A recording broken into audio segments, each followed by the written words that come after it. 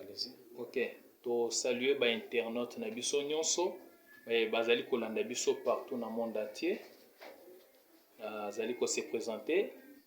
Na bengami na kombo ya pasteur Marcel Mwepu. Pasteur responsable ya Assemblée chrétienne Christ mon salut. Ezali na République démocratique du Congo. Pe tozali na Kinshasa. Toye ko saluer bino, kolobe to eza chaîne na bino. Vraiment oye ko sunga bino makasi ko banda ko édifier bino makasi et puis et ko sunga bino encore pour na ba prière parce que na mokili secours ezalaka te, secours ezaka epai ya mutu moko, c'est Jésus-Christ de Nazareth.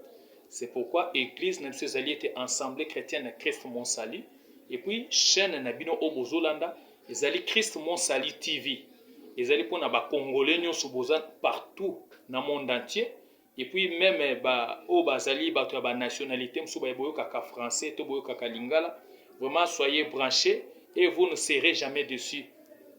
Et je profite encore pour saluer encore même tous ceux qui sont dans ba pays ou même na tangi kombote. Vraiment grâce na Nzambe et ko kite pa na bino na nzela ko landa message oyo boko landa na chaîne oyo. Donc faites-vous abonner massivement na chaîne oyo et puis vidéo zolanda. Tindela ngope camarade na yo to ndeko na yo mususu, tindela epwete aiba na kolanda ekozala penza malamu. Nazo profiter pour na pesoka moi exhortation moko moki ata même il y a 2 minutes 3 minutes ekozala penza malamu. Nazo profiter pour na peso exhortation moki o ekosunga yo parce que monde entier bazolela pour na pandémie o ya coronavirus. Jusque là, on essaie de trouver des solutions par-ci par-là mais il n'y a pas de solution.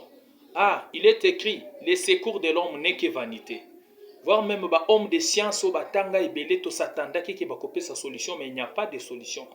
Voire même ba homme fort il y a monde entier.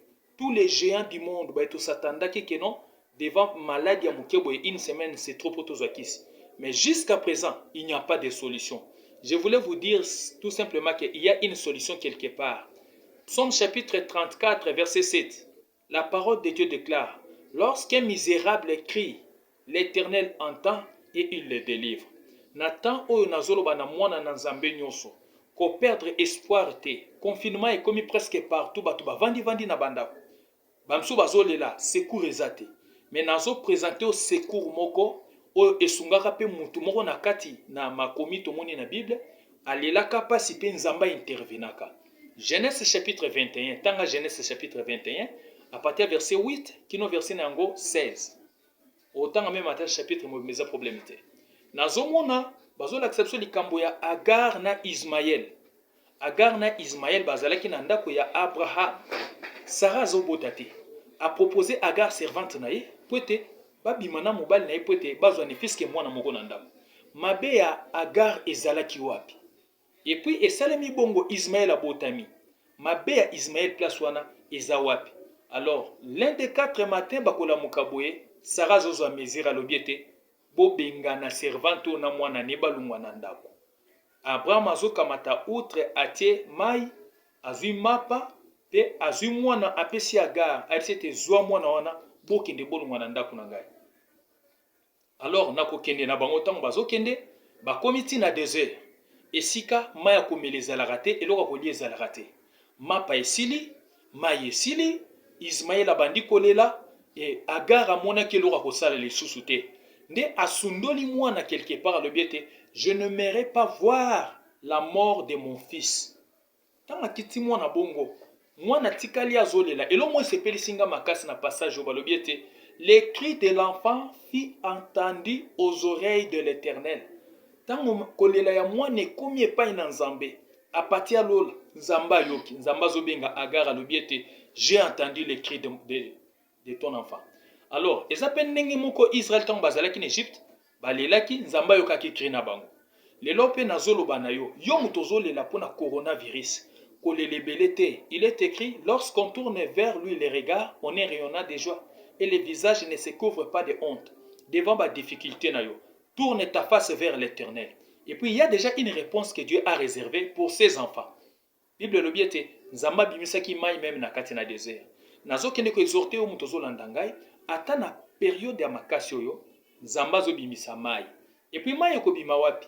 Balobi ete mai ebimaki batie mai kaka na outre moko oyo mai ya liboso esilaki mpe na meme outre nde bakotia mai ya sika. Nazolobi ete ka na nzoto no wana oyo makambo oyo maladi ekotaki bobeleka na nzoto na nde guérison ezokota. Ka na nzoto no wana bitumba famille déranger oyo atoza à l'étranger mais bitumba déranger oyo ka na nzoto wana nde nzambe azopesa solution. Nalingi nabondela mpo na yo place ozali ofukami to otie maboko na mibale likolo to na motema.